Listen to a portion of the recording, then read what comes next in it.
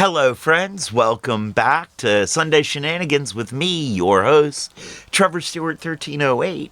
And we are here today with the Peanut Gallery and the ASOC Prod Cat. Hi, guys. Great to Hey, have you back. Let me turn that oh, off. Oh, and I need get to the, turn that the off. Twitch chat up on the screen too. I am managing to do a few things here. I've managed a few little extras. That's nice. So, right before we came on, I had done some math to figure out about how much of Hidden Leaf, how much bud I smoke in a week from Hidden Leaf through the number of pre rolls that I smoke in a given week.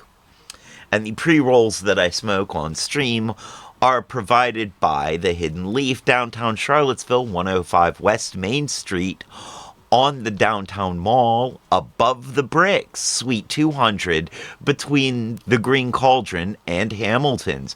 A great place to go for. Great tip. Tripping over my teeth already today. A great place to go with some great buds to get some great buds. A bud, and the only thing better than their bud is their customer service.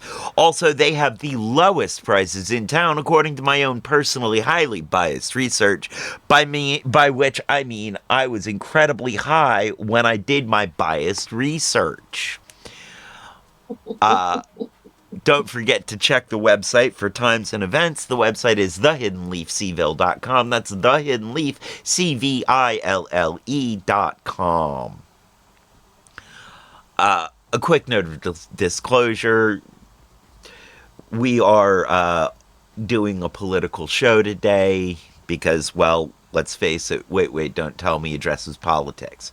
So, any opinions you hear expressed herein belong to us, the expressor of the opinion, the channel, and or the network, but not necessarily any of our sponsors, including the Hidden Leaf, the Kush Gang, purveyor of fine edibles and drinkables, and Firehouse Craft Farms.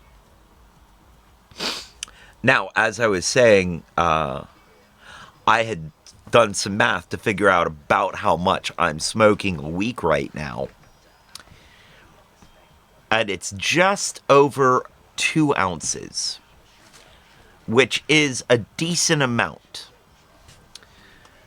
And the way I did the math to get to that number was 1.5 grams per pre roll and 28 grams per ounce. 40 pre rolls every week.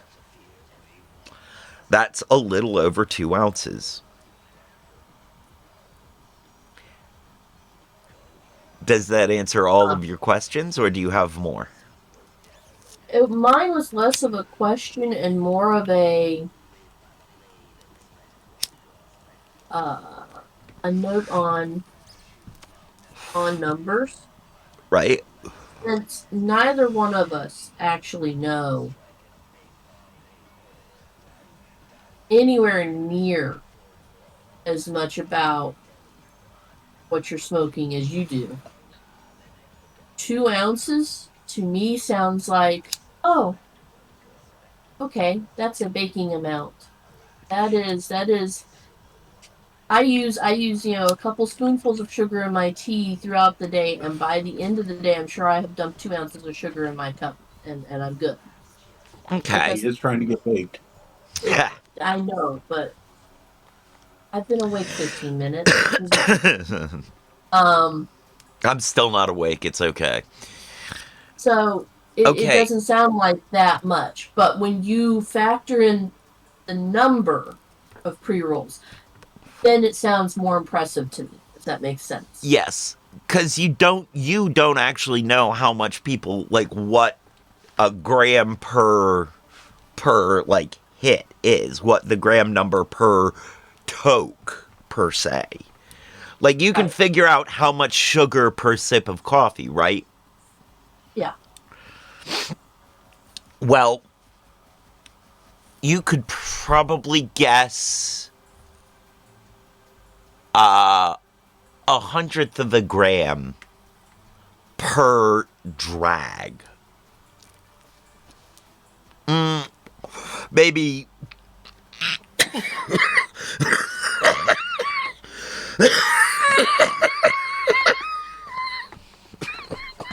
maybe more. Maybe a bit more. How many drags does it take to get through 1.5 grams? I don't know. We'll have to find the owl and see what he says. Well, you guys have been watching me do this for a year. So you guys have been watching the owl for a while.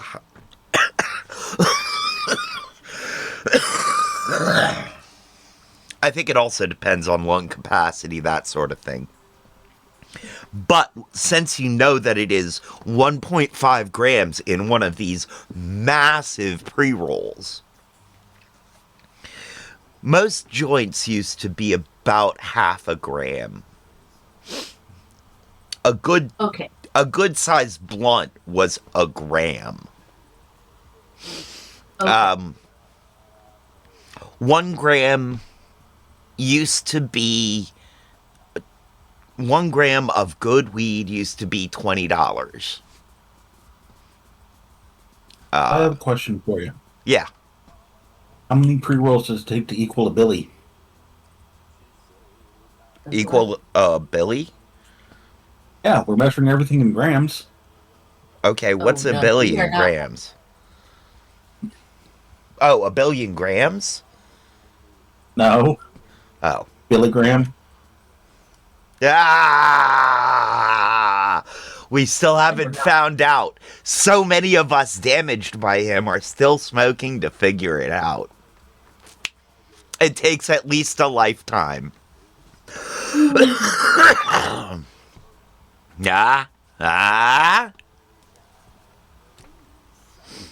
Well, I mean, honestly, between the pot and the acid and a couple of other substances, that would explain where Teletubbies came from and his hatred of them. I'm just saying, they were anti-gram. They were a weight loss thing. They were anti-gram. Mm-hmm. All right, let's start the show.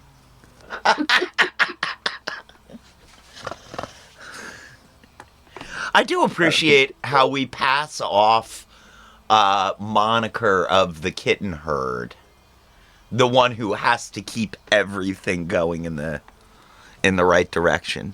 Well, excitingly, on today's show, James Gunn. That's gonna be fun.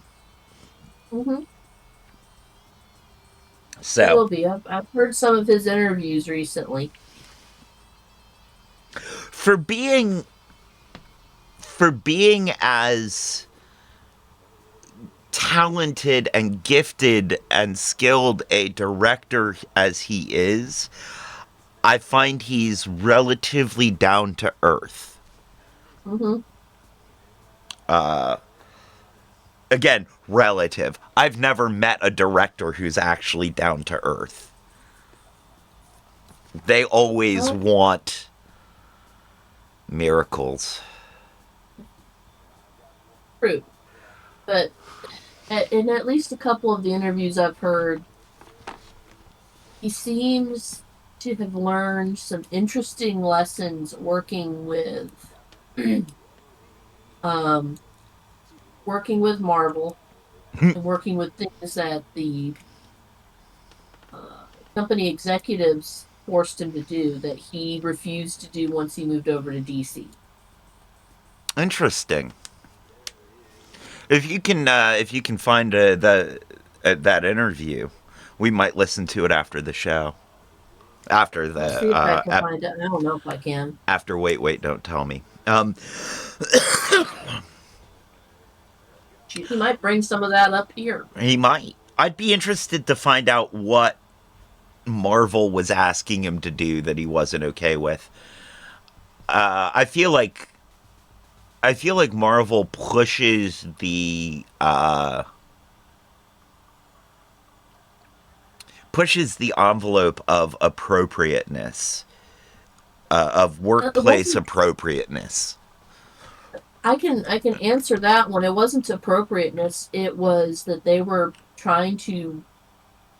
They were slash are trying to force movies out as fast as possible, Mm-hmm. and they were giving him incomplete scripts to work with, and he refused to start on the movie until he actually had a complete screenplay. That is inappropriate workplace, just not, What you were thinking. right. Or what people were thinking I was thinking.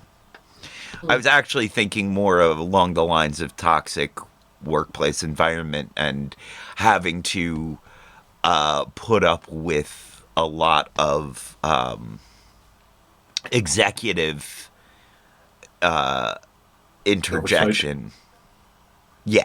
Well, that would have that Yeah, also kind of oversight. went along with it, but Yeah. definitely the whole I'm not making the movie unless I've got the script and the See, screenplay actually finished. I think that's appropriate. In construction, there's this thing called, I think it's design build, Mm-hmm. where they start the building before the design is done. That just seems like a really bad idea in so many ways. Honestly, hearing that makes me think of the scene from was it Beverly Hills Cop 2, where he steals the house for the day. And he walks in and tells them that they're building it wrong and that they now need to make the entire house a circle. Yeah, it Because it they has changed the that plan. it has that to it. And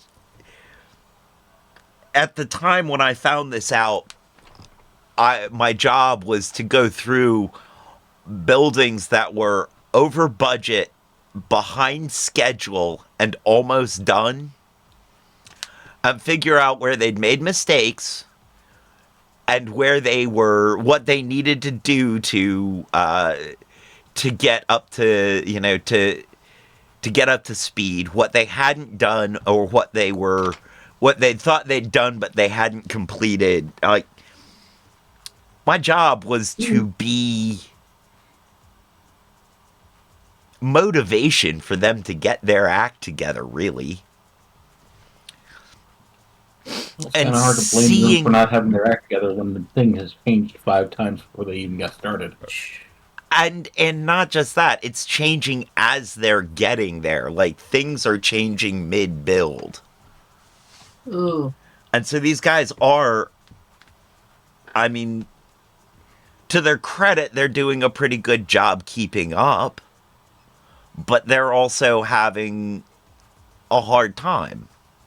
Things are changing. And not all of the subcontractors were getting all of the information all of the time. So you'd find things that were wrong, but that were correct by the set of plans that the subcontractor was working to. Mm. And it really pointed out some problems in the system. And in that, I got to see, from my perspective, I really got to see the problems with that system. And I think the other people who really got to see those problems were the subcontractors who had to go in behind me and fix it. Ooh. And I feel like it's the editors who really suffer. The continuity editors and the general editors who really suffer when you force somebody to make a movie from an unfinished script. If I'm remembering correctly, another one of the things he was unhappy about was the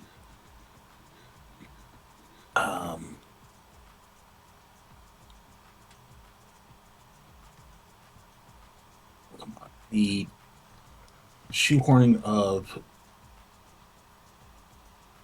story tie-ins on the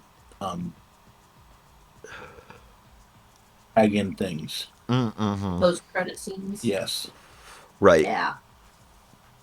Well, yeah. I get that. It's a very Marvel thing to do now. They've made that one of their, like, hallmarks. But yeah, it's kind of like it did start to feel forced after a bit. I feel like the post credit scene used to be a treat. Now it's expected. Yeah.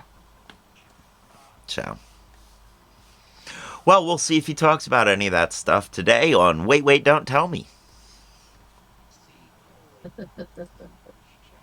Y'all, everybody clicked on everything? Hope so. I'm not.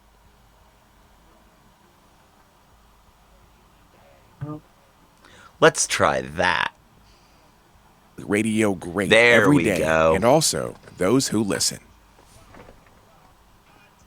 This message comes from NPR sponsor Rosetta Stone, an expert in language learning for 30 years. Right now, NPR listeners can get Rosetta Stone's lifetime membership to 25 different languages for 50% off. Learn more at rosettastone.com/NPR.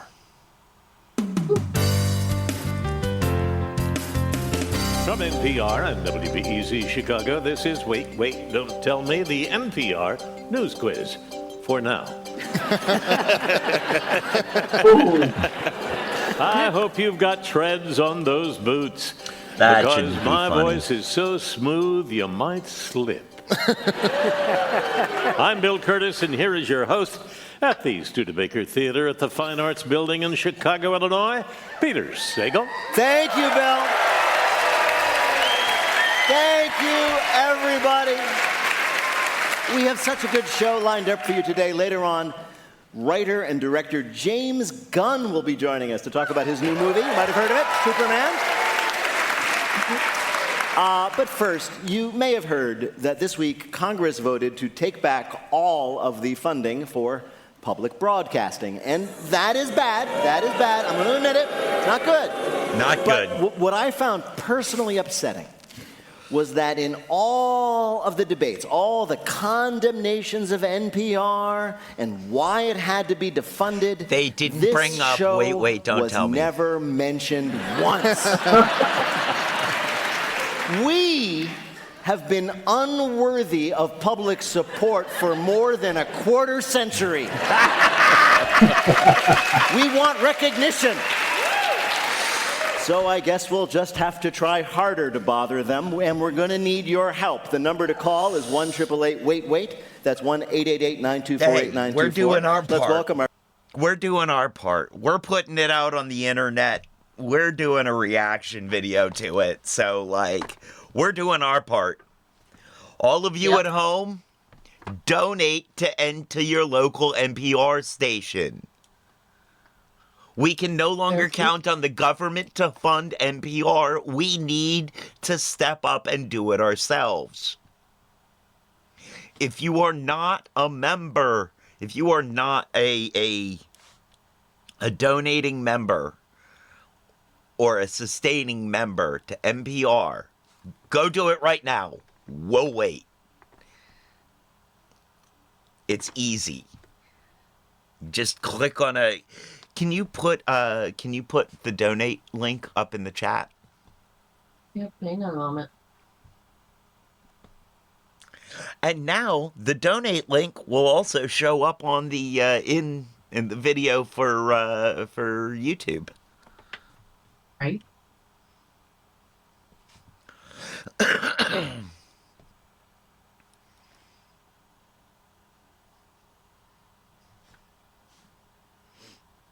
Donate to NPR. It's worth it. There you go. And there is the The link is www.npr.org/donation/support. And as soon No, as don't we slash support. They already did that. and as soon as we figure out how to get these streams to be charity, I'm still working out how to figure out the charity settings. Mhm. We'll start putting Sunday stream towards NPR. We'll start doing a charity stream every Sunday. That works. I just haven't figured it out yet. It's in one of those gazillion different micro settings that you have to tweak just right, I'm sure. Yeah. Although, I think now you have the ability to figure it out too. And you have the ability to change those settings. On Twitch, maybe. You should. I'll look at it after we're done and see what I can figure out. Of course.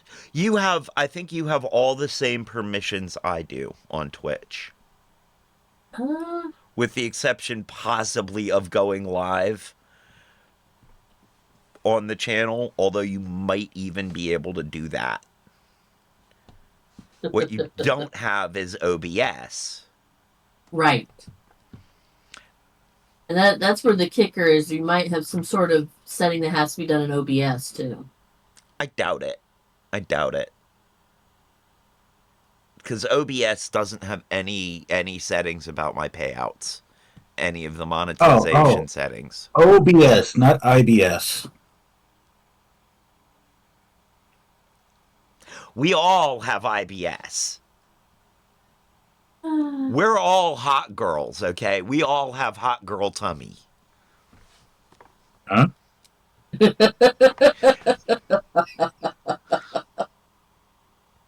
Now you lost me. You took my own joke and threw it away somewhere else. I have no clue what you're talking about anymore. It's another name for IBS. Hot girl tummy. Really? All hot girls have IBS. Yeah. All hot girls have IBS, so everybody with IBS must be a hot girl. Oh? Yeah. It's a thing. I only know because I have IBS. And I hang out with hot girls.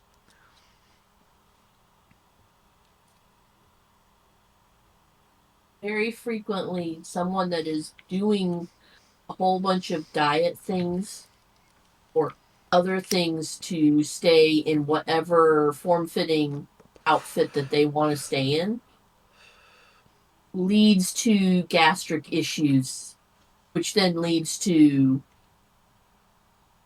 anybody following them into the bathroom having a very unpleasant experience. Hot girl tummy. Yep. It's a curse that we have to live with. It's hard being a hot girl. And Lord help you if the girl you're following has recently had something particularly seasoned. Oh, because we all love to go out to eat and pretend like we don't have hot girl tummy while we're eating to impress everybody else at the table. Yes. Okie dokie. That's something I had a was well-spiced beef and lentil curry last night, and God help anybody who has had to go behind me at all. May the gods have mercy on their souls.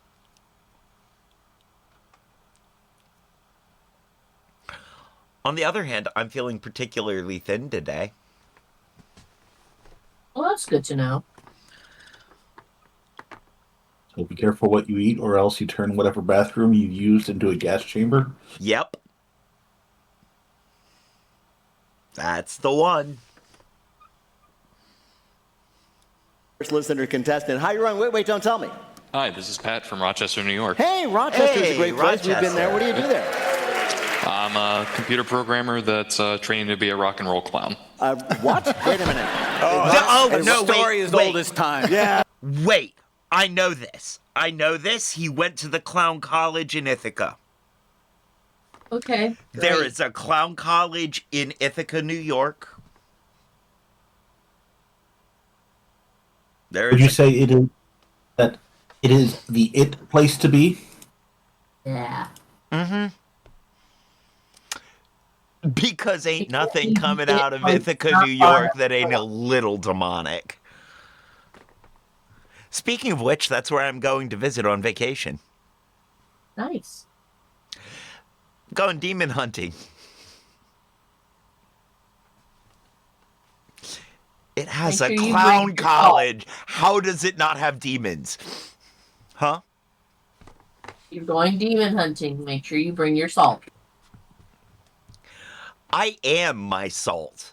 Have you not met me? I am covered in salt. That's part of why I'm a perfect demon hunter. You and me both, but still, bring extra just in case some of it rubs off. I will.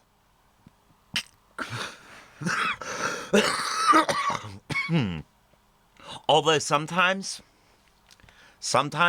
just to bait them out, I have to wash all the salt off. Just so that they think they have a chance. I've been going after, like, the same, like, 3 or 4 demons in Ithaca for, like, 30 years now. So, like, I feel like they're figuring it out, and I'm gonna need to do, use smarter and smarter tricks to get them to come talk to me. Mm.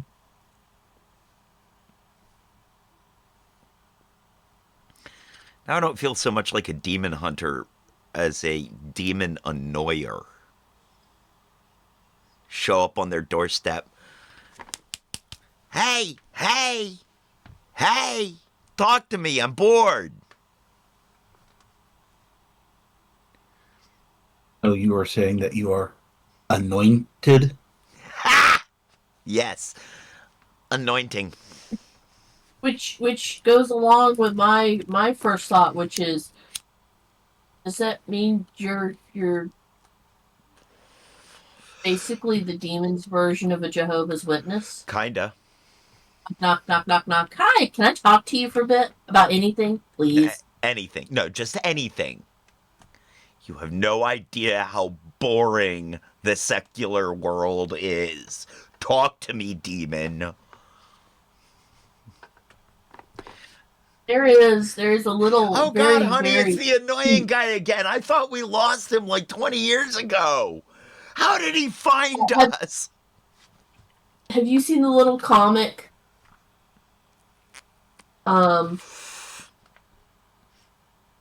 It's got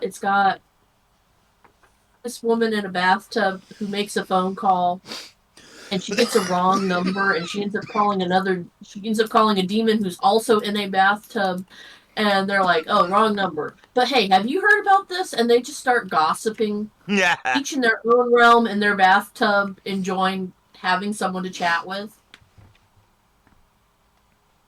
I don't know that I've seen the comic, but I am aware of the idea, the concept. It's one of those ones where, like, hi, I'm your demon so-and-so. Demon? I've got my own demon? Come hang out with me. I'm really bored. Or a variant of the one where you get possessed and the ghost's like, oh my God, what did they do to your body? Yeah.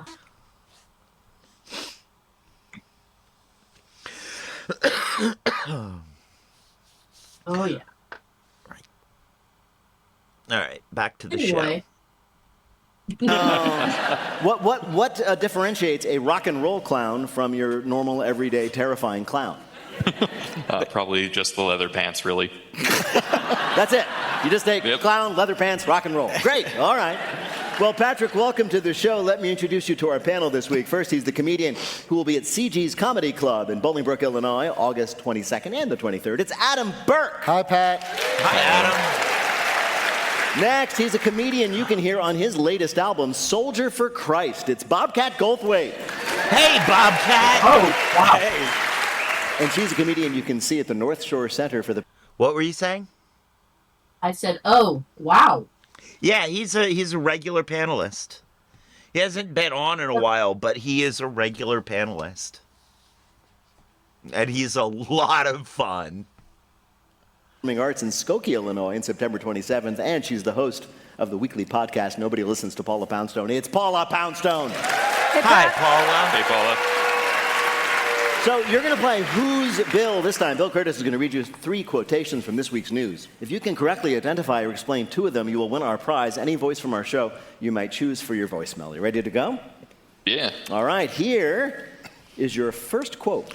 When I saw the news about coffee, I thought maybe this is Yopan's moment in the sun. That was anthropologist Christine Falch. She was talking about how we might all be drinking something called Yopan soon, now that coffee will be so very expensive due to what? Climate change. Tariffs. Yes, tariffs.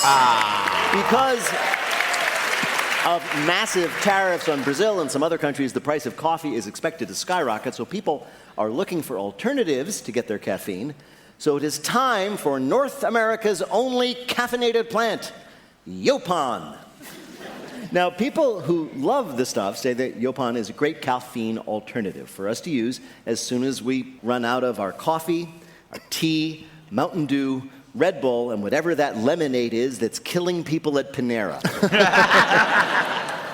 I'm envious of coffee drinkers. I've never been a coffee drinker. Really? Yeah. Oh, my God. Yeah, I'm going to have to start drinking Yopan? Yopan is what it's called. Oh, my God. I'll get the merch going. Don't speak to me till I had my Yopan. Yeah. So President Trump said he is imposing tariffs on all these countries to bring manufacturing.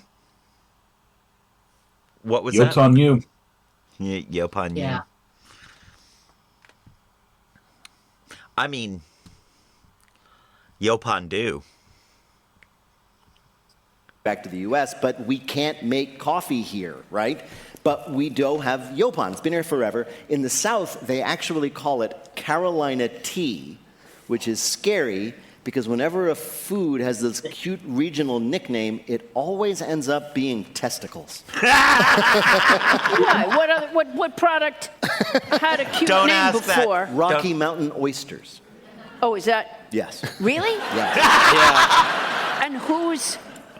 I mean, I know a guy named Rocky Mountain Mike, but he only had one set. It's not Rocky Mountain's oysters, it's a place. Isn't that funny that Rocky Mountain oysters are testicles and they're still less disgusting than regular oysters? All right, very good. I had never Patrick, had Rocky here Mountain is your oysters. Next quote. People love as many of them as possible. If space were no issue, we'd add another couple in the center console. That was an engineer at Nissan talking about how all customers want out of their car these days is more what? Cup holders? Could it be cup holders? It is cup holders, Good yes. for you. I don't have enough in my car. According to a survey of 100,000 new car buyers released this week, the number one issue these car buyers care about is cup holders. They get angry when there aren't enough of them, or the ones that are there that are not big enough, which is a challenge now that the most popular Stanley Cup size is the oil drum. One psychologist and marketing consultant explained that cup holders, believe it or not, add to our sense of safety in the car. She said, and this is a real quote, "What was the key element of safety when you were a child? It was that your mother fed you and that there was warm liquid," unquote. Oh, true. So she says, you're high up, your big SUV, with your warm drink and your cup holder, you're reliving the comfort of being held by your mommy as an infant. You know, every psychologist is not good.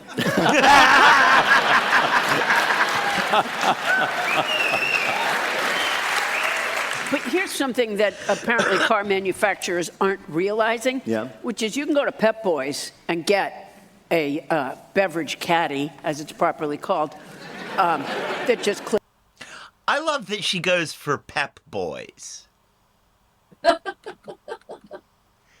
on the door. Really? So you don't have to buy a whole car.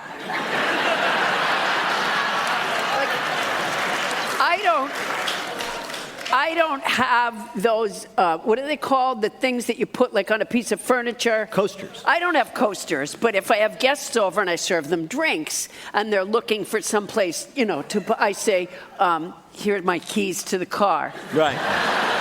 And they just go out and suck it down in the car. You don't park like a Toyota Camry near every seating area, so they just... No, exactly. Right. Yeah. Also, the fact that cars have like 17 cup holders in them and you're not allowed to drink and drive, doesn't that feel like entrapment? A little bit. Patrick, here is your last quote. I'm a grown man. To go by myself, people are going to look at me a little weird. That was a man in Georgia explaining why he, like a lot of others, is excited to visit a new adult version of what well-known chain of children's video game arcades? Oh, I think we have one coming. It's a Chuck E. Cheese. Yes, Chuck E. Cheese. That's right. Chuck E. Cheese, the chain that has made a generation of parents open their kids' birthday party invitations and whisper, "Oh no." Oh no. Has announced and started to open a new chain of arcades for adults called Chuck's Arcade. Chuck's Arcade, for those who are excited, will have all the classic video games. It's a nostalgia project. It'll have the classic video games like Ms. Pac-Man and Mortal Kombat, but some of those games have not aged well. For example, Super Mario lost his plumbing job thanks to a Me Too scandal. Are they going to have like the animatronic band? No, they're not going to have the animatronic band. And here's... Oh, well, people have to text their friends and say, those plans I just made with you were canceled. Not only are they not going to have the animatronic band, they're not even going to serve alcohol. I know! Oh, no. What are they thinking? Because the big part of Chuck E. Cheese is like getting the tickets, right? Yeah. And the only way you can get tickets as an adult is like, speeding and... Right. Yeah. Gosh, wouldn't it be great if you could turn those tickets in, like when you got enough speeding tickets? Yeah. You could get like a stuffed animal. That would be fabulous. Bill, how did Patrick do in our quiz? Patrick is terrific. He got 3 in a row. Congratulations. Winner. Patrick. Thanks, everyone. Thank you, Patrick. Thanks, everyone. Bye-bye. Bye.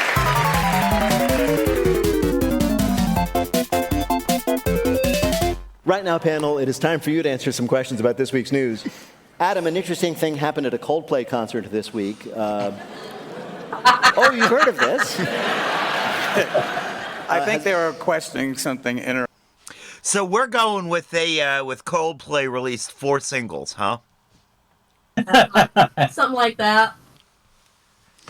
And this is a shout out to Darth Dragonis, the Brock star around here, because he dropped that joke in the Discord for us. Coldplay put out an album, but they released a few singles. thing happened at a Coldplay. Can't be. So Coldplay has been putting up this big screen for basically a Kiss. I'm trying to remember if there are any Coldplay songs that I like. I don't know. I can name one Coldplay song, but I can't bring it to mind. And I don't think it's even the name. I think it's just some lyrics in it. And that's Superman. But like Coldplay really has no space in my brain. Mm.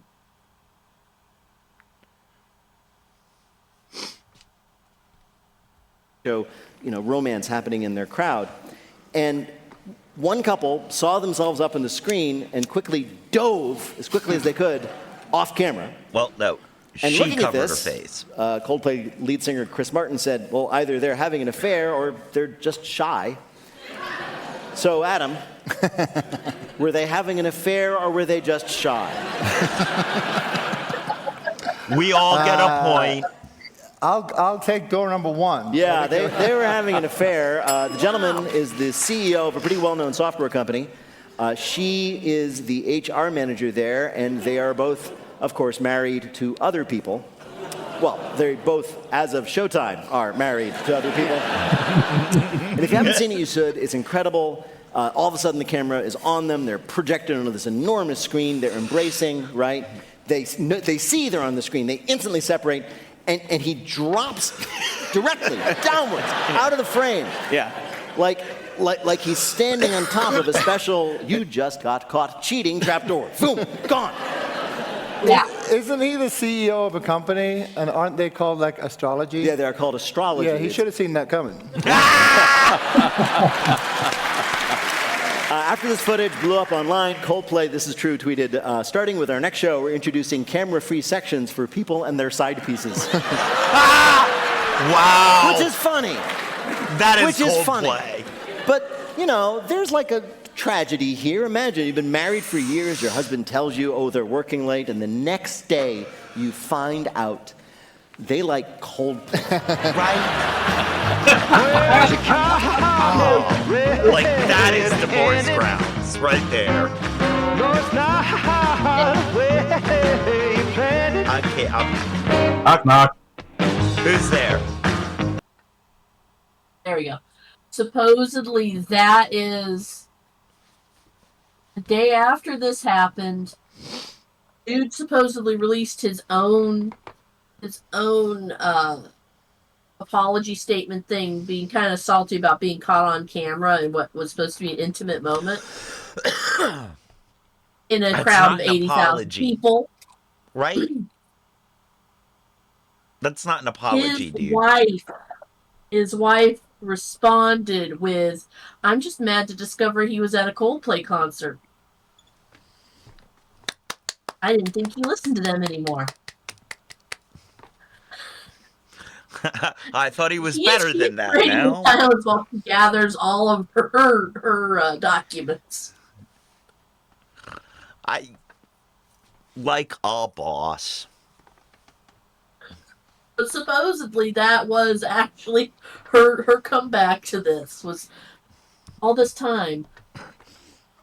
I thought he didn't like them anymore. Like I said, man, grounds for a divorce. And no judge will have a problem with that. It was pretty visible. Also, this happened like Thursday night. Something like, yeah. So you've got Thursday night, Friday night, Saturday night, today. Between then and now, the number of events that have happened where they have deliberately staged their own reenactment. The two of them? No. Oh. Like there was a baseball game or whatever in Philadelphia, and so they had the mascots up there pretending to do the same thing. Oh. There was a hockey game where they had something. They had someone dressed up like a prince and someone else that was dressed up in some other costume doing the same thing, and they're just. There was another banana. It was like the Savannah Bananas did their own version with the opposing umpires. Nice. So like everybody's like, okay. I would not. I would say leave the people alone. Let them do whatever they're gonna do. You know, except A, they're hurting. They really were hurting other people, and B, Yes. like on a professional level, she's the head of HR. Be better. Why do we have ethics courses in business school if you guys are gonna behave like this? I mean, on the other hand, I will say at least you had. If you're going to fool around, they picked the right person to fool around with, because Oh, file a complaint with HR. Yeah. Yeah, Well, I'm gonna go tell the CEO. No, you don't want to file a complaint with HR, because if HR has to file a complaint about you, it's going to be something very unflattering. Again, this is rules. Don't mess around with anybody you work with. It's just a bad idea. So with those, especially someone in the HR department.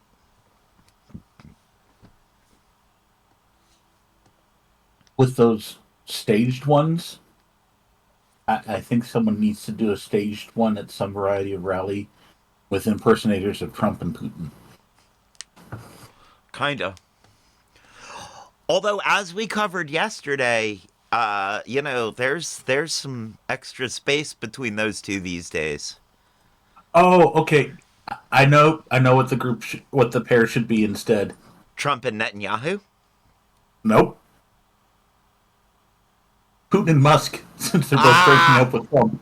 Yes! There it is. There it is. That works. Oh yeah, so now that chat's gonna be on YouTube, Peanut Gallery, you may want to watch out what you're typing into chat too. Understood. Just text me the really bad ones. Just text them to me. Haven't I already been doing that for the really bad ones? Oh God, yeah. Oh man, I take no responsibility for the stuff that runs through that man's head. I wish I could take no responsibility, and half the time I feel like I can. I feel like I can because I have no idea where this stuff comes from. Right. Well, see, that's part of the curse of being a comedian. You don't necessarily have control over the jokes that come to you, even when they're awful, and you know they're awful. And part of that curse is the compelling nature, the need to share, especially the really bad ones. Especially the really, really bad ones that are causing you internal pain. You need to share that pain. So I really, I don't feel like you are necessarily responsible for the jokes that run through your head. You're responsible for the jokes you make out loud. You're responsible for the ones that you let make the transition from being an awful thought to actually existing.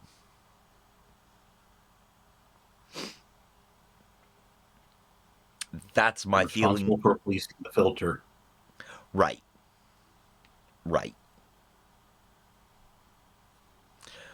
People who say I have no filter, I mean, unless they neurochemically have no filter, I don't feel like that is an excuse for saying bad things. No. People at work will say that I have no filter with the sheer amount of random stuff that spills forth from my mouth. Oh no, I know you have a filter. Oh yeah, I definitely do, because I scare myself.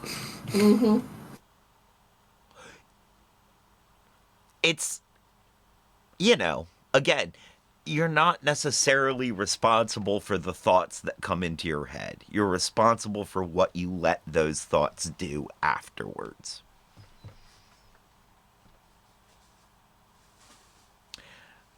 And I know that some of the stuff that you're just like, I'm sorry, I'm sorry I had to share this. I couldn't bear this one alone.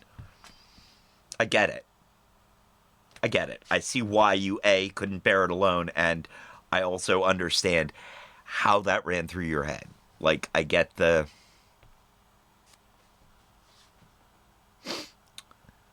That is what I think judgment-free comedy should look like. You're not judged for what pops into your head.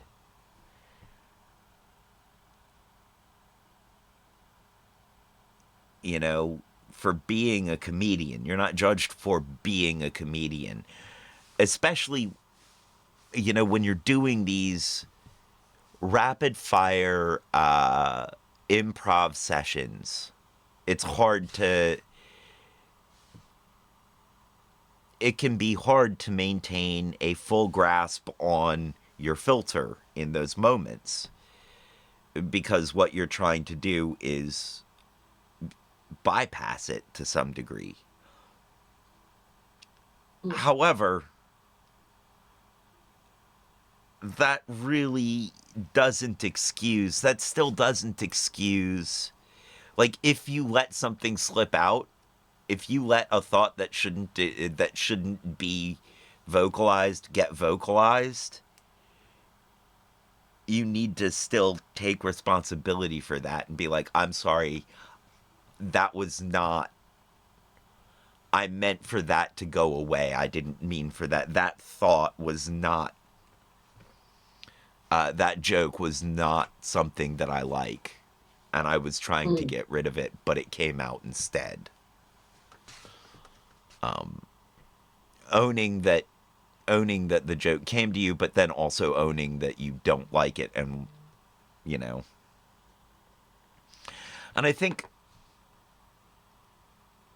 people have room for someone to say, you know, I don't like that joke.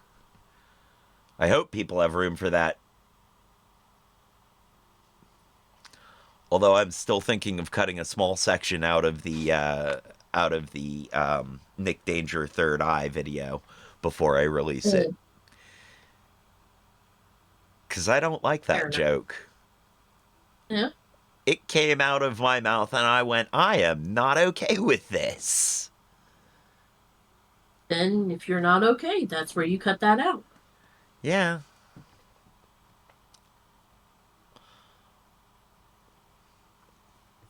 Or I could just release it, let everybody see where I made my mistake, let them judge for themselves.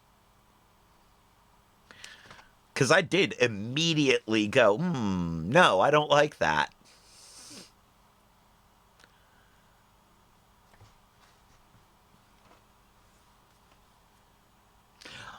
Well, anyway, that was a sidetrack. Let's get back to the show.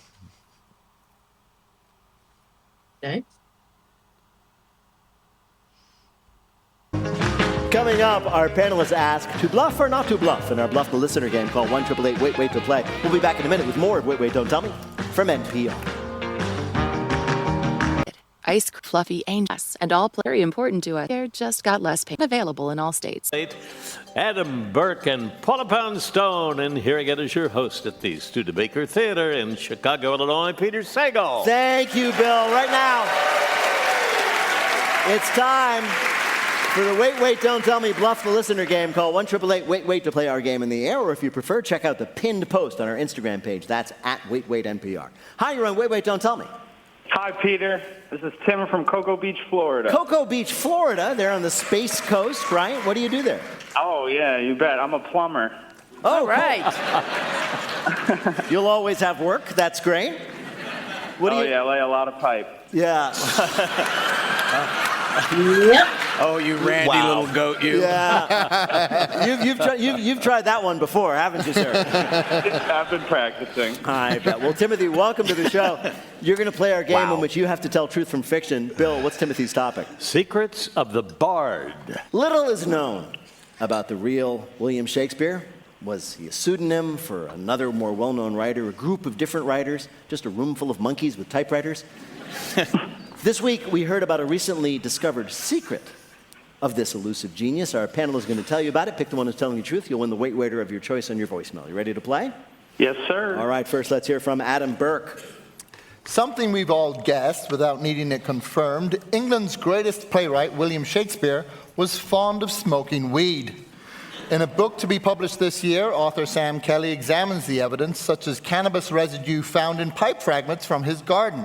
That, and if you add the words like or man to any of the soliloquies, they sound like a deadhead 3 edibles in. To be or like not to be, all the world's like a stage man. It would also explain why he thought his comedies were funny. Plus, half the things he's written sound like a leaf barista recommending some dank kush down at the oldie William Hemp dispensary. We've got some flower, a.k.a. a rose by other name, a.k.a. darling buds of May, before offering you a most palpable hit from a huge antique bong called Titus Andronicus.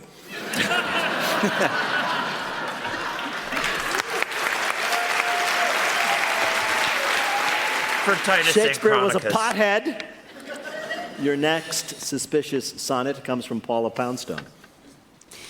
In one of his father's Henley Street homes in Stratford-on-Avon, amateur Shakespeare historian Susan Winter made an amazing discovery of a musical version of Hamlet, including songs such as "To be or not to be, that is the question, whether 'tis nobler, nobler, nobler in the mind to suffer the slings and arrows of outrageous fortune, or to take arms against a sea of big, bad troubles, and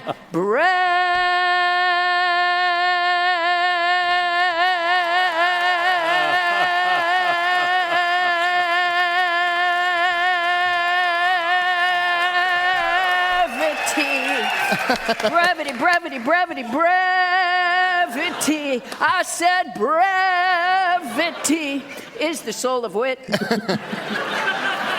He was so far ahead of his time, says Winter. The song with the lyric, "There are more things in heaven and earth, Horatio, than are dreamt of in our philosophy," was to be sung by the whole cast in a conga line. Lysol has already tried to get the rights to "Something is Rotten in the State of Denmark, pewy, pewy, pewy, pewy." Hamlet, originally a musical. After the discovery of the score, your last Who Knows prose comes from Bobcat Goldthwait. Shakespeare, the father of RuPaul's Drag Race? William Shakespeare is considered one of the greatest writers of all time, but did you know that he is also credited as putting the drag in dragon? Yes, Shakespeare invented the modern drag competition. In the 1500s, women were not allowed on stage. Men played the female roles. So Shakespeare decided to hold his casting calls for these female parts in front of the general public at the Old Globe Theater, which was then known simply as the Globe Theater. The audience loved watching the medieval queens battling it out. The competition for the roles was so popular that soon many new queens flooded the kingdom looking for their place to shine and sparkle. The competitions were even more popular than the plays, and they soon began charging admission. So remember, the next time you're watching your favorite drag queen or kings compete on television, you can thank the bard, because before Kim Chi could sashay, Lady Robin Graves was battling it out to play Lady Macbeth. All right. Which of these is a true, or at least plausible, discovery about Shakespeare? Was it from Adam Burke that his muse was some dank weed? From Paula Poundstone that Hamlet was originally written as a musical? Or from Bobcat Goldthwait that in order to find the best players, male players, for his female roles, he invented the drag queen competition? Which of these is the real story about Shakespeare that we found in the week's news? All right, so as much as I want it to be A, I'm agreeing with Peanut Gallery here and going for C. Kat, you're taking A, huh? Yeah. Now, there is a vague off chance that it could be B. That is not an impossibility. Like, and I did love Paula's singing. But I am like I'm like 97.2% sure it's C. Mm. I guess we will see soon. I guess we will. But before that, I'd like to point out that our bud comes from The Hidden Leaf, downtown Charlottesville, Virginia, 105 West Main Street. On the downtown mall, above the bricks, Suite 200, between Green Cauldron and Hamilton's. Great place to go with some great buds to get some great buds, eh, bud? All right, let's find out. Oh, these are outrageous. I guess I'm going to say A. Okay. No. You're going to pick A. You can change Adam's your mind story now, about Kat. Shakespeare You have time to being change into your the mind. weed. You have time to change your mind. I'm leaving I'm leaving it as Weed. is. Okay. Well, to bring you the real story, we spoke to someone who is an authority on it. It makes complete sense that Shakespeare would have smoked weed. Fudge!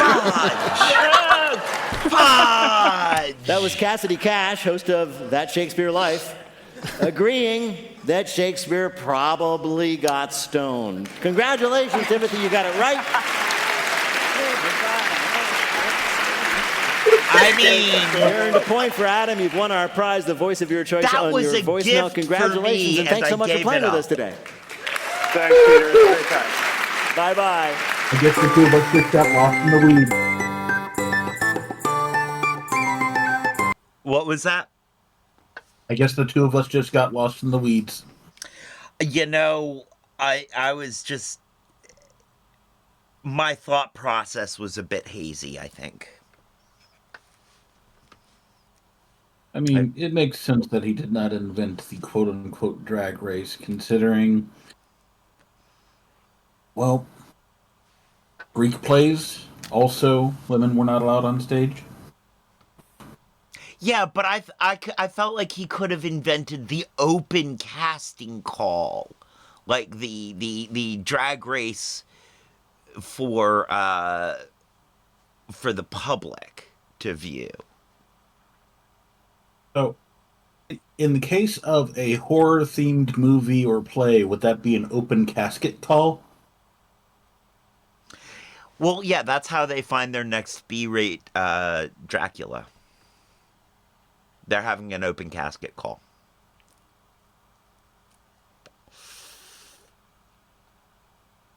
Oh my. I think comedy is always done better when you play it straight. Oh yes. Says the guy who can play things about as straight as John Inman. Yep.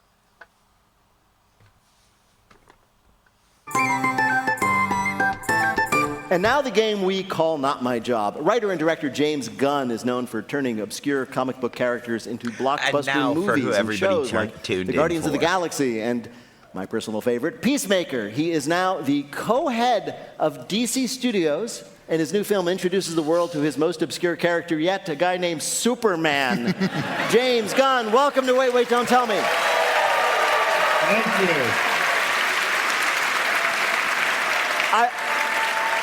I was excited and a little intimidated to discover that you and I are about the same age and that you, like me, grew up in the suburbs, and you, like That's me, right. loved comic books and zombie movies and action movies and stuff like that, right? That is everything I grew up with. Comic books, punk rock music, and zombie movies. Yeah, all the things I love. Punk rock, right. So if I hadn't chose Broadway musicals instead, perhaps I'd be successful. Pretty much. That's the only difference. Yeah.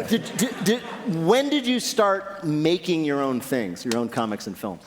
Well, I started writing and drawing my own comics probably when I was 9 years old, and then started making movies with my brothers at about 11 or 12 years old. And what were some of those first movies? Do you remember? Do you have them? Yeah, I do. I have some of them. There's one with Playmobil figures that I stop motion animated, but it was very bloody, so they're just, cutting each other up and getting bloody.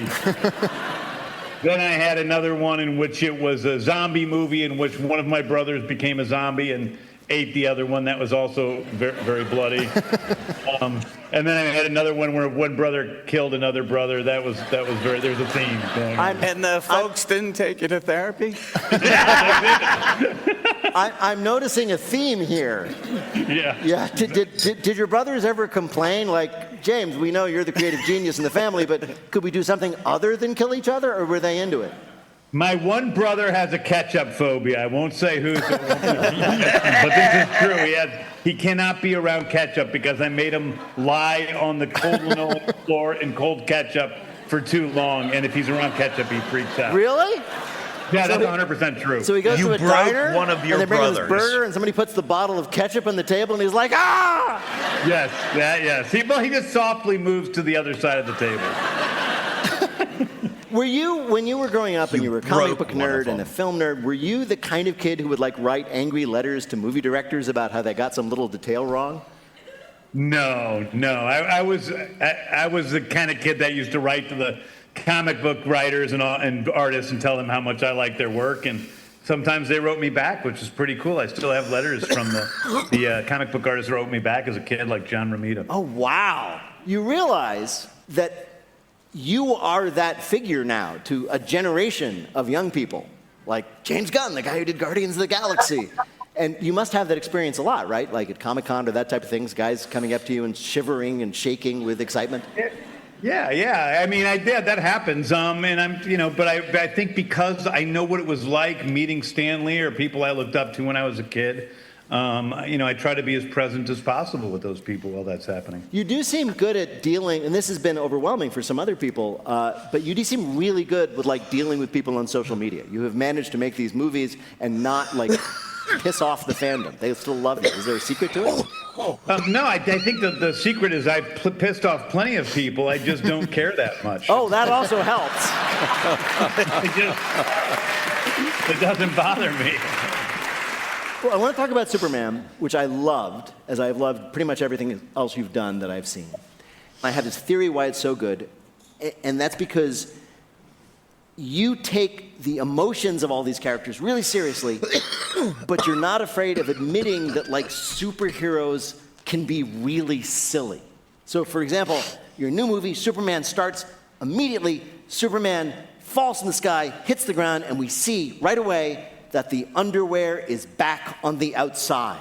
Yeah. Okay? I was so excited.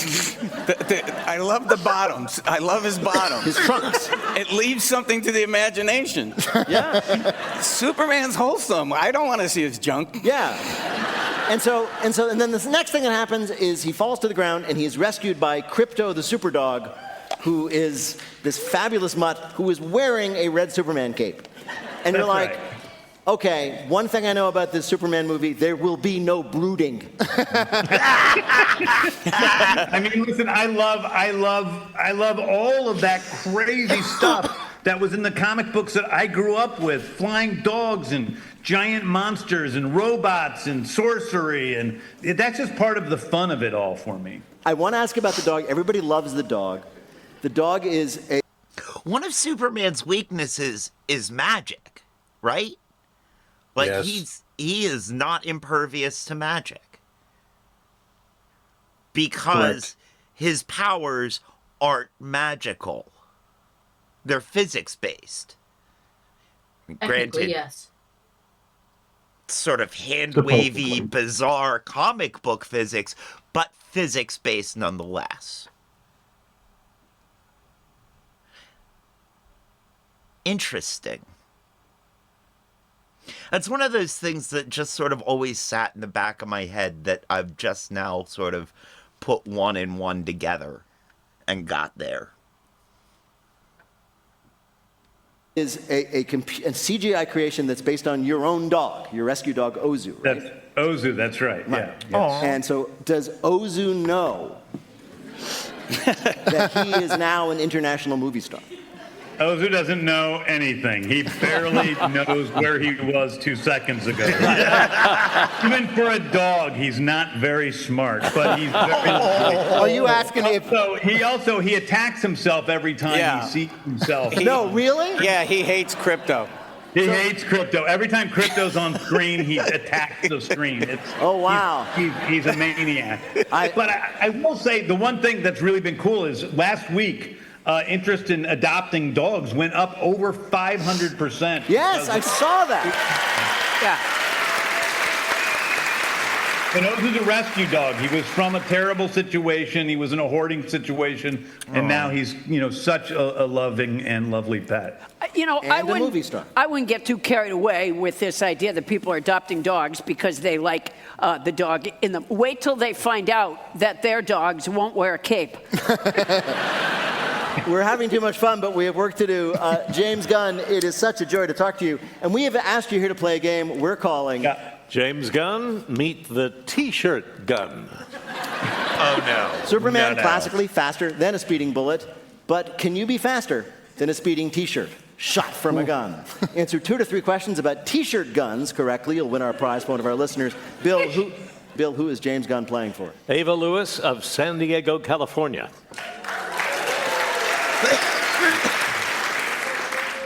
All right, you ready for this? Oh, yeah. Oh, yeah, he's ready. Here's your first question. The technology behind T-shirt guns, as we know them, was developed during World War II as a way to fire grenades. But it wasn't until what happened that the inventors realized that this pneumatic gun had other applications. A, one of the scientists was trying to pack efficiently for a trip and stuffed his socks in the barrel of the gun. B, the inventors forgot to bring grenades when it was time to demonstrate the weapon, and they had to improvise with beer bottles and potatoes.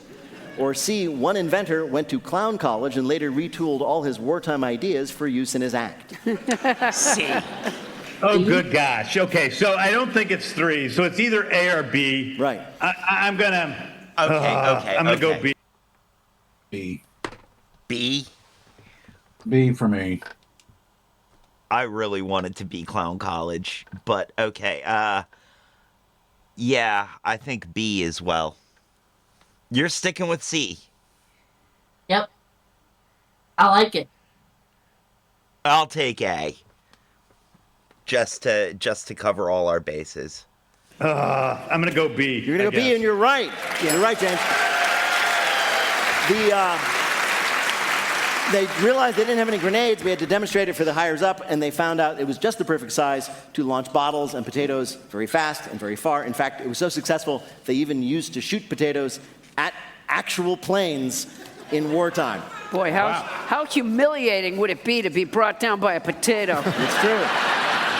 All right, let's leave the Irish Army out of this. Hey! Here's your next question.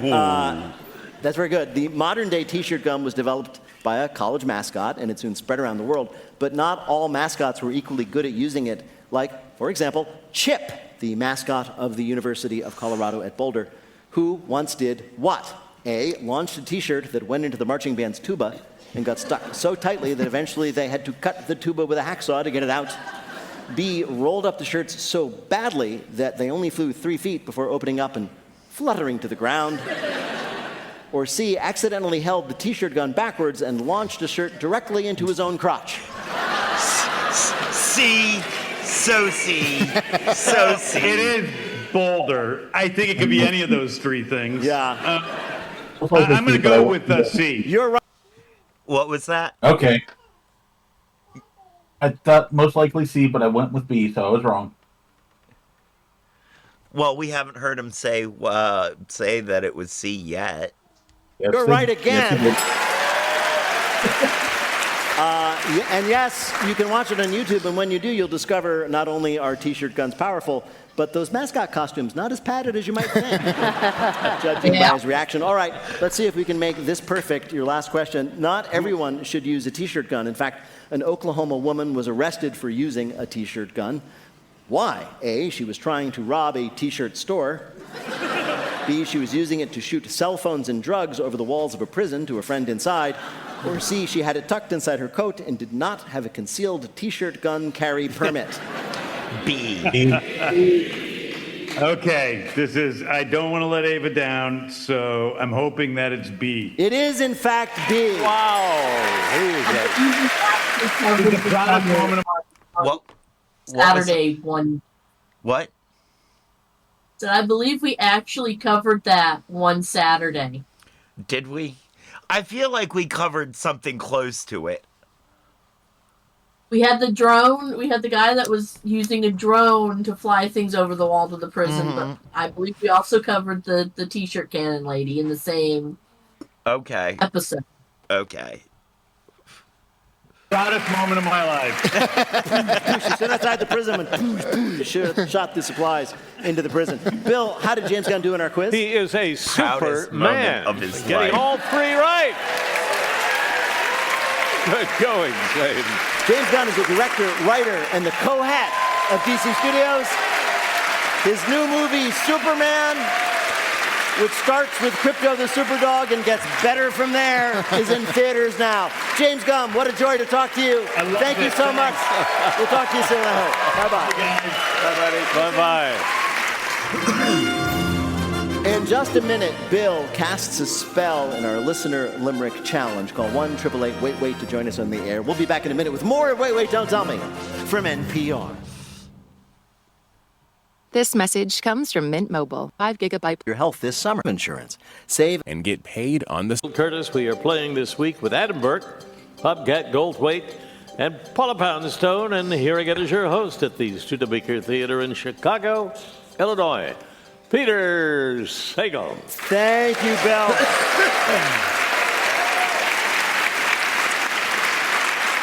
In just a minute, Bill gets pulled over for going over the legal limerick limit. If you'd like to play, give us a call at 1-888-WAIT-WAIT. That's 1-888-924-8924. But right now, panel, some more questions for you from the week's news. Bobcat, on Thursday, the UK announced they are lowering the voting age in that country to 16 for the next national election. But they're getting resistance from one group who says 16-year-olds do not have the mental capacity or the maturity to be trusted with the vote. Who are these doubters? 16-year-olds. I don't know. Well, we'll give you a hint. They would know. Oh, the 16-year-olds. The 16-year-olds, yes. Yeah. The British government announced, as I said, that the UK would lower the voting age to 16 for the next general election because they feel it's so important to give a voice to the people who paid to see the Minecraft movie. But about half of the 16-year-olds polled say this is a terrible idea. One said, quote, "We're 16, we're not fully developed yet, we're easily influenced." Another said, quote, "The frontal lobe doesn't develop until 24 or 25. Man, British kids even sound mature when they're talking about not being mature. Yeah, that's impressive that they are aware of They that. are Good aware for of it. them, because it's a terrible idea. You think? Yeah, I do. You've known some 16-year-olds. You I wouldn't have, trust them and with I've a vote? been 16. You know, it's a horrible age. It will change the experience of elections. The number of voters accidentally driving backwards to the wall of the polling place are going to go through the roof. Is that a thing that teenagers need, just one more responsibility to shirk? Yeah. I will say, my voting habits, my voting, I still vote the way I would have voted when I was 16. And I was as politically motivated at 16 as I am now. So I would have been as likely to vote, in my estimation, as likely to vote in every election, including primaries, at 16. Whereas by 18, that inclination had started to fade. If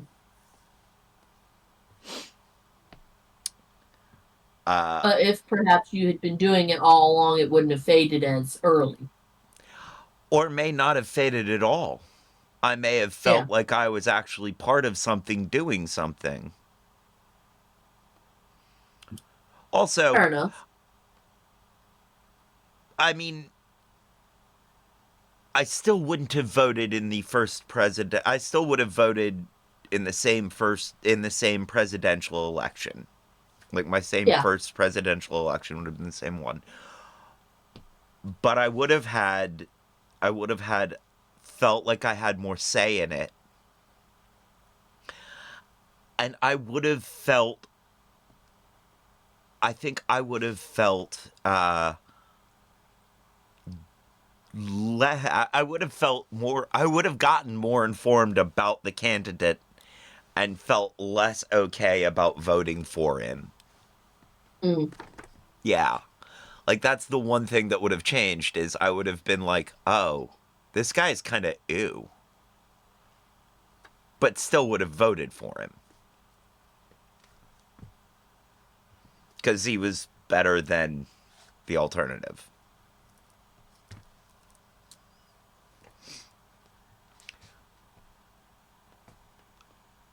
I may have gone from liberal to Democrat to leftist faster. I may not have fallen into some of the same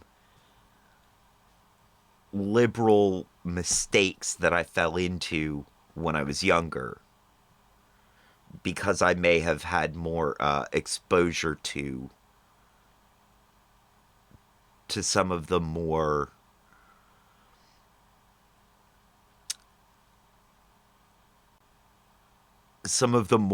balanced ideas coming out of interaction of communities, instead of finding myself sort of in this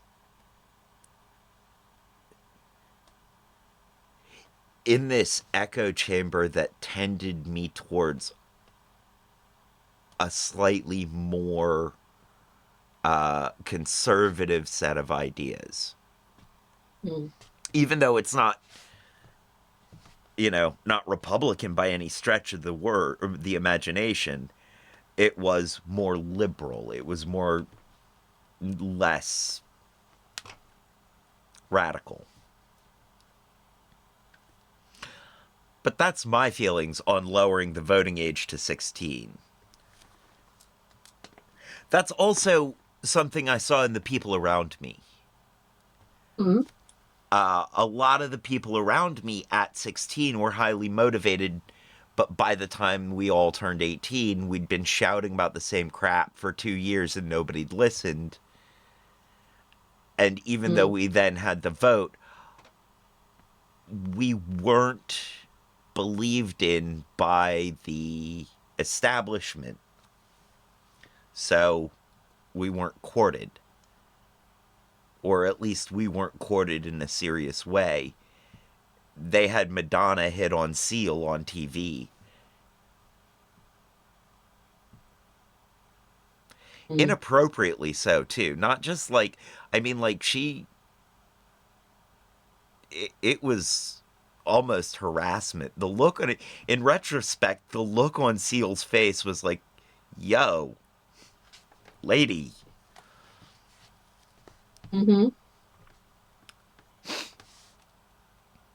I don't know if anybody else remembers that Rock the Vote commercial where Madonna told Seal that she had some globes that he could warm. I vaguely remember that commercial. Nope. Yeah. I was a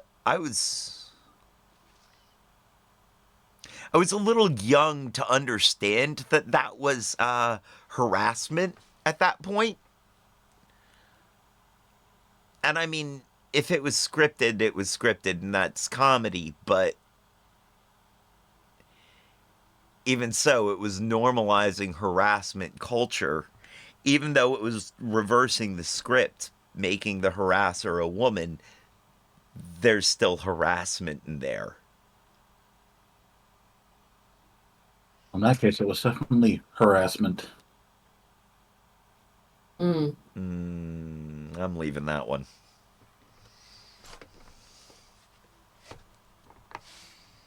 But yeah, the inappropriateness of the 90s. Yes, indeed.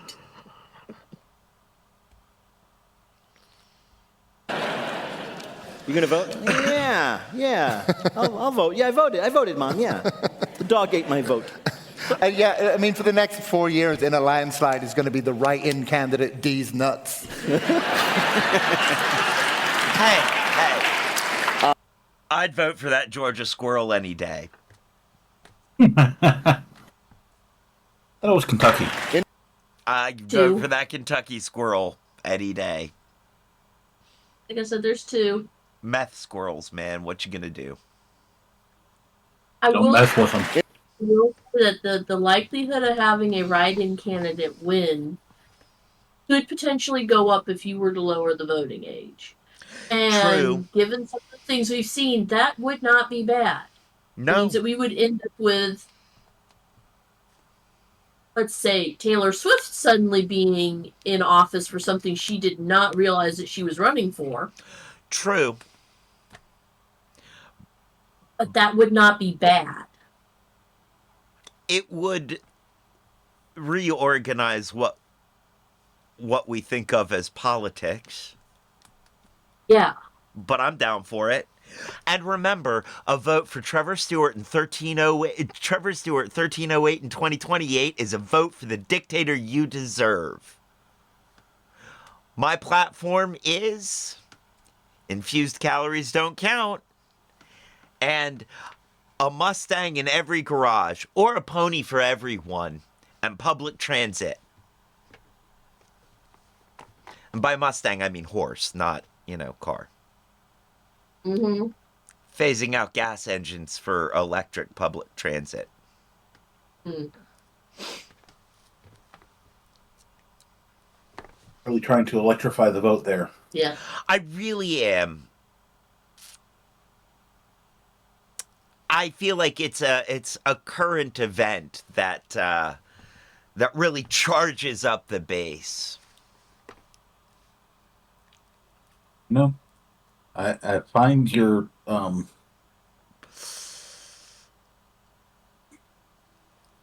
enthusiasm for this rather shocking. Really? I'm surprised you put so much resistance up to it. Oh, I'm surprised that you put up so much resistance.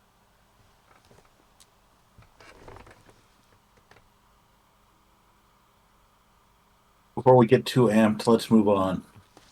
All right. What was that? In a surprising move, the U.S. is following suit with the Trump administration announcing they will allow 16 people to vote in the next general election. Paula, there's a new dating app for adults who love going where? To Disney. Yes, exactly right. Did you know that, or did you just want it to be true? No, I just guessed it. You did. I did. I love Disney. I wouldn't want to go with a date. Well, but I do love Disney. Well, if you would like to go with a date.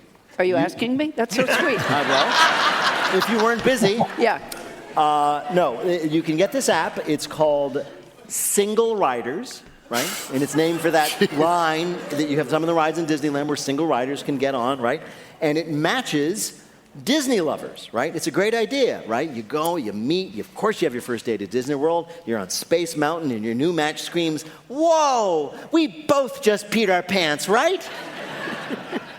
It makes sense that there would be a theme park-based dating app, because a lot of the women I've met on dating apps have been like, you must be at least this tall.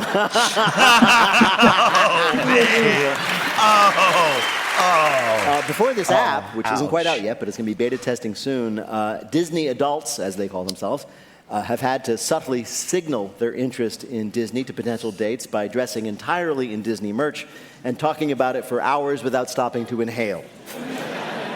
But the question is, can the most G-rated place on Earth be good for, spicing things up? Do you slip the Pirates of the Caribbean operator a 5 to make sure the ride breaks down just when you get to the sexy part? With the wenches? Yeah. That isn't the sexy part for everybody. No, really? No? Some people like a shanty, that's all I'm saying. I like the dog. The dog holding the keys that they're trying to, with the keys, there's something about that that just feels hopeful to me. You should definitely mention that in your profile. Yeah. What's it called? Single Riders? It's called Single Riders. Shouldn't they call it like Beauties and Beasts? Yeah, honestly. Single rider sounds so Ladies and tramps, perhaps. loser. Yeah, it shouldn't have a name. It should just be a thing that. It shouldn't have a name, but it should be a thing. It's like, Yeah, oh, how'd Disney you Heart meet? Plus. You know, on Yeah. the thing. Okay. What's Well, that? that Disney almost Heart. sounds sexy, doesn't it? I mean, How to Do Everything is Wait, Wait, Don't Tell Me's sibling advice podcast. At NPR. Back at the Studebaker Theater in Chicago, or come see us on the road. We'll be at Tanglewood in Western Massachusetts on August 28th. Tickets and information are at nprpresents.org. And if you love our show, but you wish, if it was only 8 seconds long, well, check out our TikTok at Wait, Wait, NPR. Hi, you're on Wait, Wait, Don't Tell Me. Hey there, this is Andrew Kissack calling in from Pittsburgh, Pennsylvania. Oh, how are things in Pittsburgh? One of my very favorite cities there is. A little bit of rain, but otherwise doing just fine. That's great. And what do you do there in Pittsburgh? I'm a mechanical engineer for the University of Pittsburgh. Oh, wow. I've never quite understood what that means when you're like an engineered institution. Do you fix stuff? Do you build stuff? Do you turn... So I personally design the stuff that eventually gets built, and my job centers around things getting fixed, and there are a lot of broken things that need fixed. Right. That's the technical explanation. What are you working on? What thing are you working on now fixing? So my job centers around air conditioning systems. So pretty much that's my day-to-day is just blowing a lot of hot and cold air around the buildings. Sure. I kind of do that myself. Well, welcome to the show, Andrew. Bill Curtis is going to read you 3 news-related limericks with the last word or phrase missing from each. If you can fill in that last word or phrase correctly on 2 of the limericks, you will be a winner. Here is your first limerick. I got spells that will help make me rich, and a curse on my office mate, Mitch. She did not ride a broom, but just logged in on Zoom. I went online and hired a... Witch. Witch? Yes, witch! Good. And I'm personally grateful that that's the rhyming word you chose. More and more people are using Etsy to buy spells from witches. For just a few dollars, you can buy a love spell, a money spell. You can even jinx an opposing sports team. I'd like to point out that for those people who want to pick up their components in person, they should go to the Green Cauldron, downtown Charlottesville, right next to the Hidden Leaf. A great place for the modern witch on the go to pick up all the components they need already properly prepared. Where? By these crafty sorceresses, saying it's brought them just what they wanted, right? Or you could just do it yourself, Last week there was an amazing Prime Day deal on Eyes of Newt. He's done it. He's brought back American manufacturing. He has. The witches say they're making great money selling their spells and potions. They're within. What were you going to say? I didn't say anything. That was a noise at the manufacturing. Modern manufacturing. Hey, we have to find a place to fit into the modern business model just like everyone else. Actually, I think he said American manufacturing. Yeah, that's true. American manufacturing. We have to find a way to fit into the American economic model just like anyone else. Agreements as long as they do not promise outcomes, right? But it's easy enough to check if the person you're buying from is legit. Just click the little button that says, I'm really a witch, and it throws her into a well to see if she floats. Here is your next limerick. I feel like I own too much junk. All I need is a desk and a bunk. I don't need a permit to live like a hermit. I'll renounce life and live like a monk. Monk? Yes, monk. Great news, fellow bald guys. Our time has come at last. The new style icons are monks. Hashtag monk mode is trending with young people sharing inspo pics featuring, quote, single beds, open windows overlooking tranquil gardens, and conspicuously few belongings.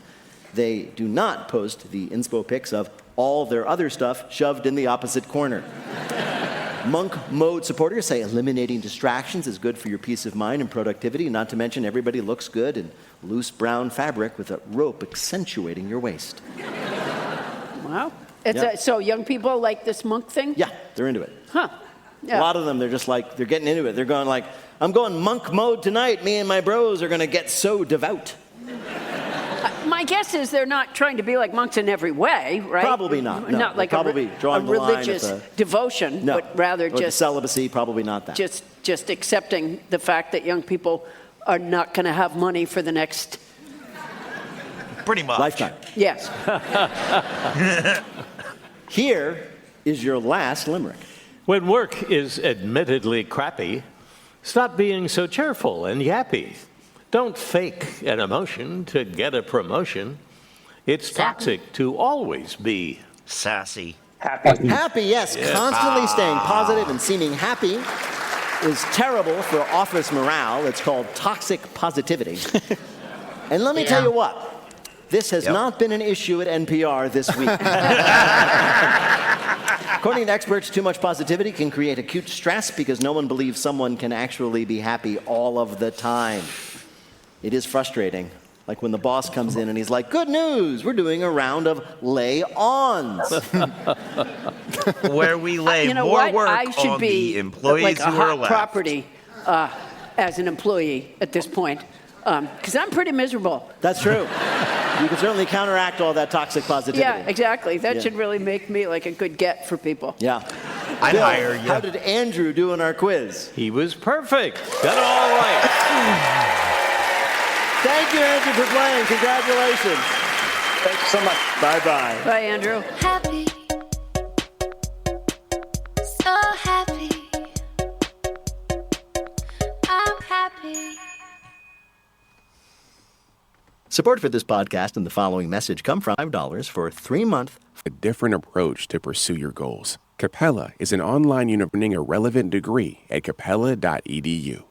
This message comes from Zipper. Post a job on ZipRecruiter. Get a Fill in the blank. Each of our players will have 60 seconds in which to answer as many. ZipRecruiter for free at ZipRecruiter.com/zip. That's ZipRecruiter.com/ZIP. Now on to our final game. Everything okay over there? Oh, my cat nearly took out my eye. Oh, okay. I heard not breathing. Like, I said the little son of a gun needs to lay off the caffeine, and her response was for me to stop breathing on him.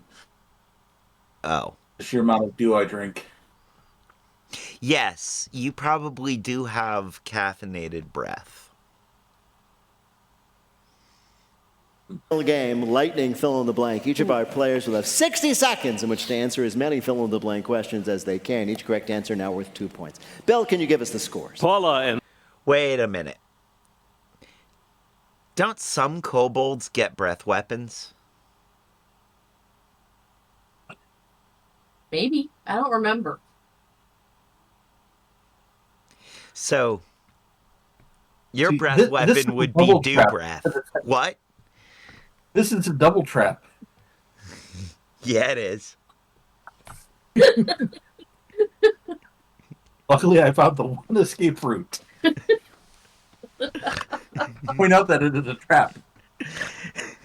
No matter what I say, one way or the other, indirect answer to your question.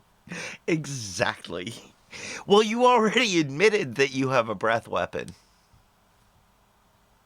So you're either a very small dew dragon in a trench coat, or you're 3 kobolds, at least one of which has Mountain Dew breath as a breath weapon in a trench coat.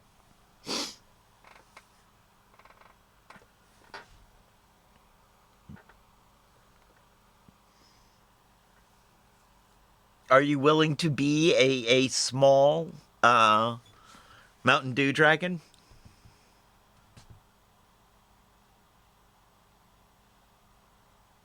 I am a dwarf and I live in a hole.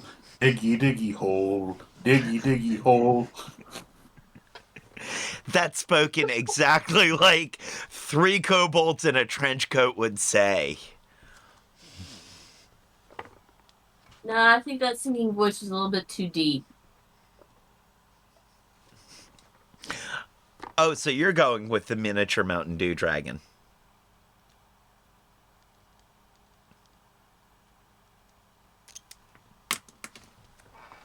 Yeah, right now he wants to be a dwarf digging a hole. We're gonna let him be a dwarf digging a hole.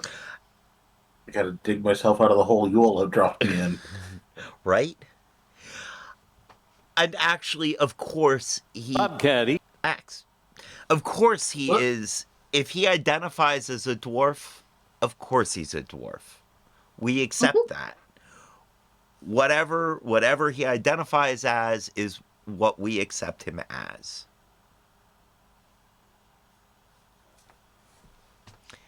Although I'm still curious as to where the Mountain Dew breath came from. Excess consumption, just like the flamingos. Yeah, but I don't know of a precedent of dwarfs having breath weapon. I don't know of any other dwarves that drink Mountain Dew. I know of a lot of them. I'm going with something combined with the citric acid in the soda and the stone dust in their blood. So you're saying Either way. that there's a whole thing we didn't know about dwarven biology that now they get a breath weapon? If you read the Ian Colfer Artemis Fowl series, yes. Well, there's precedent, so I'll take it. Sounds good. He is talking to you from the entire other room. See, look. All right. Let us continue. 2, and Adam has 3. All right, Paula and Bobcat are tied for second, so that means I will pick one of you arbitrarily to go first, and that will be Bobcat. So here we go, Bobcat, fill in the blank. This week, the federal prosecutor who led the cases against Jeffrey Epstein and disgraced hip-hop mogul blank was fired. True. I mean, P. The Diddy. disgraced hip-hop mogul blank. Oh, Diddy. Yeah, Diddy, Yeah, yes. it's like, yeah. On Tuesday, the Department of Defense awarded a $200 million contract to blank's Apparently. AI company. Elon Musk. It was Elon Musk. It was Elon Musk, yeah. This week, a sex and blackmail scandal has rocked a popular blank in Thailand. K-pop band. No, a popular Buddhist monastery. On Tuesday, Oh, jeez. told you, Well, no. monk core. On Yeah. Tuesday, astronomers detected the collision of two blanks, each more dense than 100 suns. Black holes. Right. According to a new study, dogs can be used to detect Blank's disease years before the symptoms emerge. Alzheimer's? No, Parkinson's. This week, a man in France drove 180 miles before realizing he'd left blank at the gas station. His keys. No, his wife. Whoa! You mean his It's even worse than it ex-wife? sounds. This is His ex-wife. So let's be realistic. She's If not his ex-wife, his wife, who is now going to make him very broke, making up for him. Oh, yes. I don't know. wasn't It's France. Huh? I don't know. It's France. They're infamous for their amorous ways, so she could have been otherwise engaged when he left. Which is true. Spoken like a true American, putting the blame on the woman. Ouch.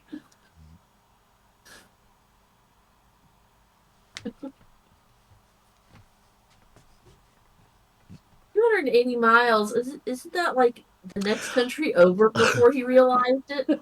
Oh, and I don't think there was much of a speed limit either. Yeah. Let's find out. just 180 miles away. It was 300 kilometers away. I love that he was like complaining about something for 4 hours and only figured out his wife wasn't there when he finally stopped to say, so anyway, what do you think about it? Bill, how did Bobcat do in our quiz? 3 right, 6 more points, total of 8, puts him in the lead. All right.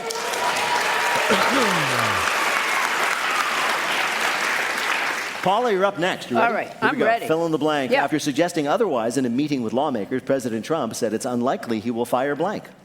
Jay Powell. The Fed chair. Right, Jerome Powell. This week, an injury forced We all get a point for that because we covered it. Yeah. WNBA superstar blank to pull out of the All-Star game. Caitlin Clark? Yes. Weeks after they devastated parts of Texas, the White House announced it would be shutting down a database that provides information on flash blanks. Floods. Floods. Right. On Tuesday, rideshare company blank made a $300 million investment in robo-taxis. Lyft? Uber. Right. Fans were upset and gasping when Wimbledon champ Iga Swiatek said eating blank helped her win. Mice. No, eating pasta with strawberries and yogurt in it. For the first time in history, the MLB's All-Star game ended with a blank. Tie. Tie. No, a home run off to break the tie. At an auction on Wednesday, the world's biggest rock from I knew blank that, sold too. for $5.3 million. The moon. No, Mars. This week, 2 senior citizens in the UK were celebrated after they managed to blank in front of a Google Street View car.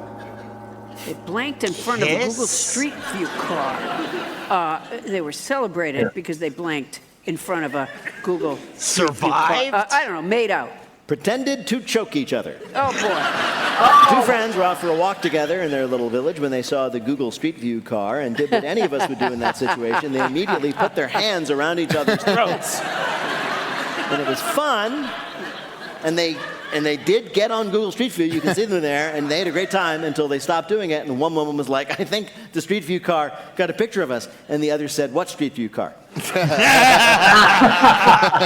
Bill, how did Paula do in our quiz? Pretty good. 4 right, 8 more points. Her total of 10 puts her in the lead. All right. Till Adam comes along. How many then does Adam Burke need to win? Adam needs only 4. Here we go, Adam. This is for the game. Fill in the blank. On Wednesday, the Department of Transportation said it would cost $31 billion to build a new blank control system. Air traffic control? Yes. On Tuesday, the Pentagon said it would remove the 2,000 National Guard troops sent to blank. LA? Right. This week, geologists said that a new hole had formed at blank National Park.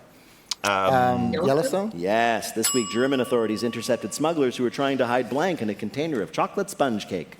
Snakes? More chocolate? No, 1,500 tarantulas. Sure. Oh, right. Right. On Monday, the U.S. Postal Service announced a remember new that line now. of SpongeBob blanks. Stamps? Yes, Yeah. on Wednesday, the medals for the 2026 winter blanks were revealed. Olympics? Yes, this week, a prisoner in France managed to escape his jail by hiding in blank. Sponge cake? Like a big croissant. No! By hiding in another prisoner's luggage while they were being released. According to officials, the man tucked himself away in his cellmate's luggage and just got carried straight out of the prison. Or maybe rolled out. I'd love to have been there when the warden turned over all his possessions. Okay, 1 pack of cigarettes, 1 leather wallet, 1 suitcase that keeps saying, ha ha ha, they'll never find me. Bill, did Adam do well enough to win? I think he did. Well, he had the luck of the Irish. 5 rights, 10 more points. 13 gives him the lead and the win. Yay! Congratulations.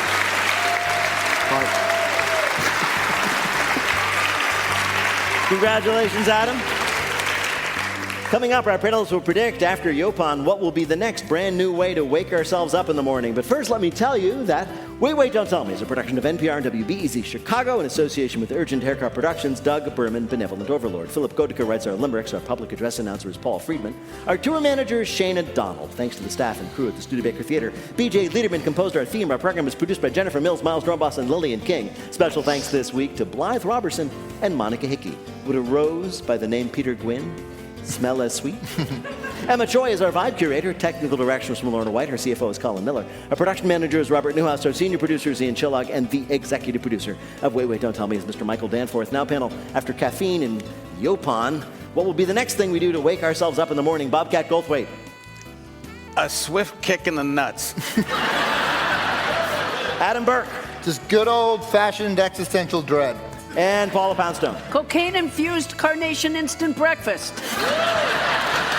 Hey, if any of that happens, we'll ask you about it on Wait, Don't Tell Me. Thank you, Bill Curtis. Thanks also to Adam Burke, Bobcat Goldthwait, and Paula Poundstone.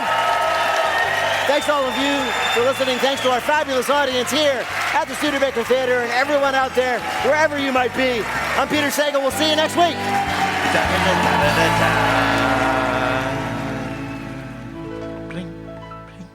This is NPR. All right, so the scores are my woeful showing this week with 22. Cat coming in just behind with 29, and Peanut Gallery coming in first place with 30 this week.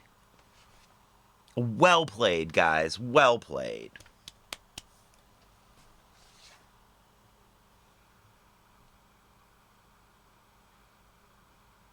Was definitely interesting. It was interesting. Yes.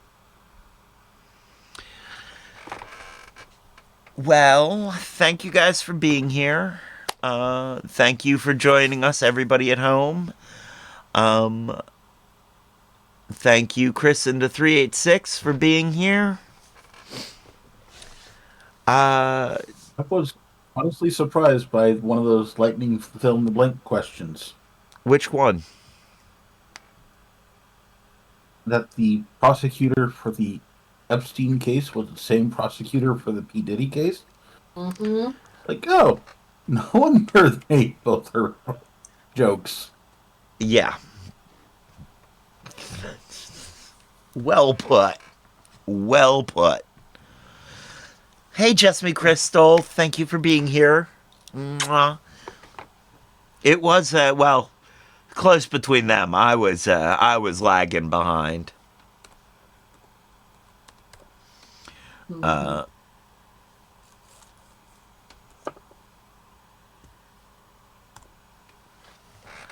And yeah. Well, thank you guys for being here. Yeah.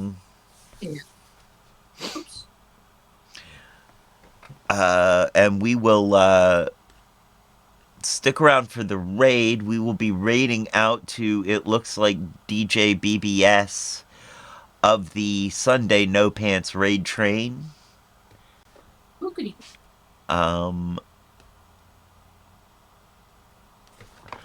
Yeah. Oh, let me turn up the background music again now. Yeah, it is. It's BBS. Thank you everyone for being here. Thank you, Jessamy Crystal. Thank you, Chris and the 386. Thank you guys for being here. Much love to all the lurkers.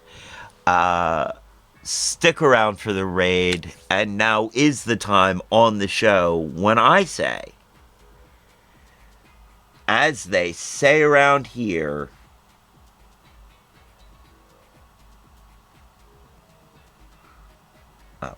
as they say around here, 2 up, 2 down, VA double deuces. We're out, y'all.